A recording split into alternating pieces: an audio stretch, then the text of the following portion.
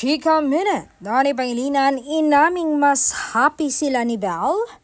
Sabi namin kay Donnie, asyumera kami dati. Una pa lang nag-assume na kami na sila na nga talaga ni Belle Mariano. Kaya ano nga ba ang totoong status sa kanilang dalawa? Honestly, wala namang nabago. Ganun pa rin naman kami hanggang ngayon.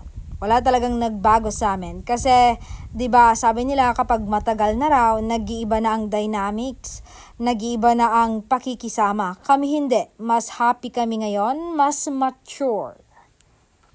Mas close raw sila ni Belle ngayon. Pero nang tanungin namin kung may level na ba sila ngayon, natawang secret muna ang sagot niya.